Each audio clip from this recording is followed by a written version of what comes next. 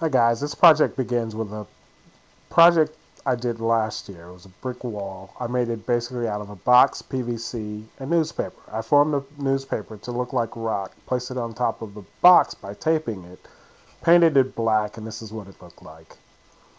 I had to make a new version of this, or actually make this version stronger because I was going to put pumpkins on top of it, and the pumpkins I felt were a little heavy, so I wanted to make sure that they wouldn't go anywhere once I set them on top. So I cut a hole in the back of it, so like with the soundboard, the servo driver, and things like that, wires, things I wanted to hide in the back of it. I also took PVC pieces and placed them around it where I wanted to put the pumpkins, so the pumpkins could sit on top of this PVC and it would obstruct their mouths from opening and closing. I also put plastic cloth over this and it made it very strong. The end result you'll see at the end of the video. Speaking of the pumpkins, I made the pumpkins like the pumpkins at Disneyland or on the Nightmare Before Christmas theme, in my version I should say. Large mouths. I ended up putting t-shirts and hot gluing them inside so you couldn't see inside the pumpkins. I put a white t-shirt inside the eyes, nose, and mouth and glued it so you couldn't see inside, and a black t-shirt on the jawline of it so that you couldn't see inside. I ended up painting the black t-shirt orange, and it blended pretty decently. You couldn't notice, and none of the lights that I would put inside would be able to escape, or none of the light would escape from inside the pumpkin once I placed the lights inside it. I put the servo inside it.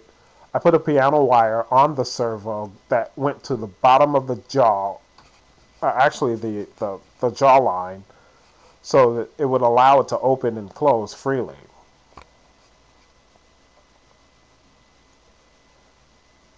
Here's the view of the pumpkin with the painted t-shirt. Not bad, not bad. Speaking of pumpkins, I ended up starting a side project that I wanted to do of the mayor. I like the mayor, and I eventually will put him in my haunted house.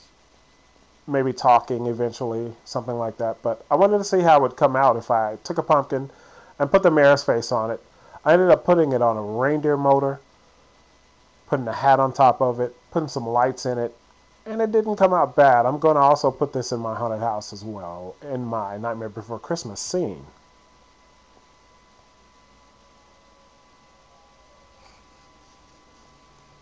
The rainbow boat motor, or the reindeer motor, I should say, seemed to work pretty well, and it gave me the effect that I was looking for.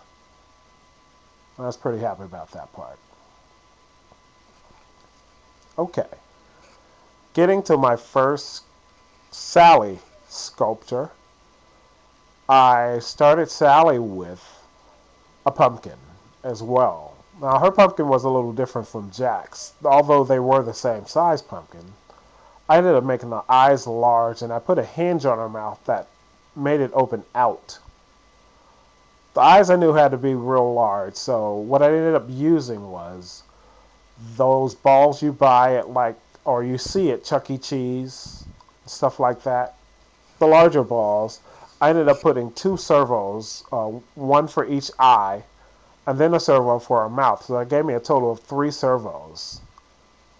I fitted the eyes in. I cut the back out, a nice little piece out of the back, so that I could work comfortably on her head. And it seemed to work out pretty well for me. Once I got the eyes set, I was able to begin sculpting Sally's face. And that was a process in itself, but it came along pretty smoothly. I got the eyeballs dirty, but it didn't matter because I hadn't painted them yet. I'd later paint them white and put pupils on them, and it seemed to come out pretty well. Once I got the clay done on Sally, I ended up putting plastic cloth over the clay for strength, and it allowed me to paint Sally freely. As the plastic cloth dried, I was able to then paint Sally. Then later put her eyes in, and the other stuff. I thought it came out pretty decently. I used pipe cleaner for eyelashes. I think that worked pretty well. It seemed to have the aura of Sally.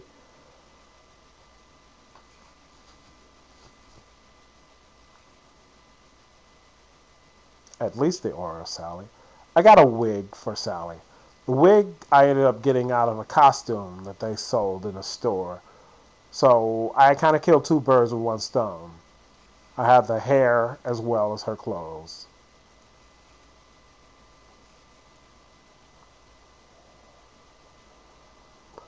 A lot of people ask me, how do I get my characters to stand?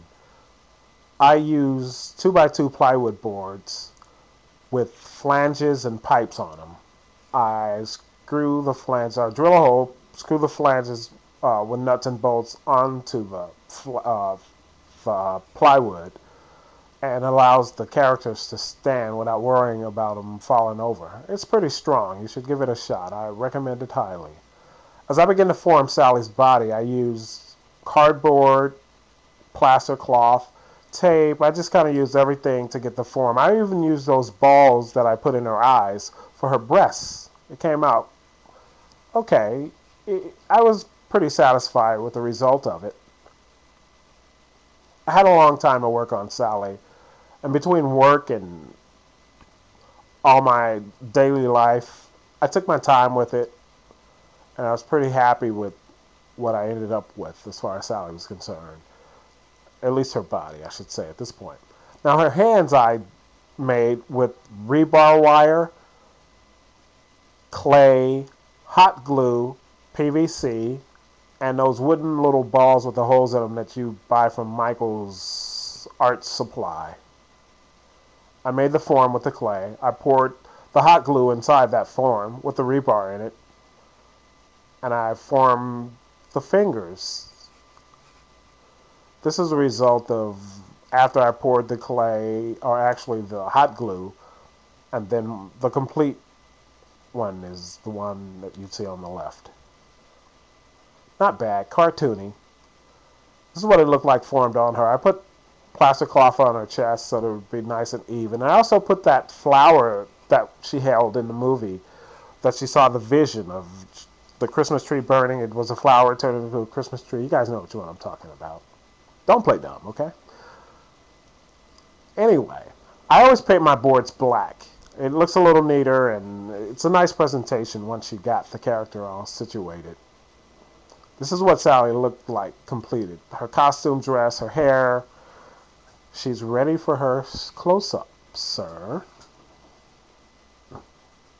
The pumpkins came out decent as well. I hot glued them to the PVC, painted the wall again, dulled it, put a couple of the pumpkins back on top of the fence, and it came out okay. I also painted the t-shirts white. They were once white. I painted them yellow. A lot of people ask me also about Jack's costume. How did I make Jack's costume? Well, the way I made Jack's costume, I hot glued this material that I got from the material store, the clothing store, the fabric store, as a matter of fact. I ended up cutting it and then hot gluing it to the PVC, which Jack is made out of. It came out okay as well.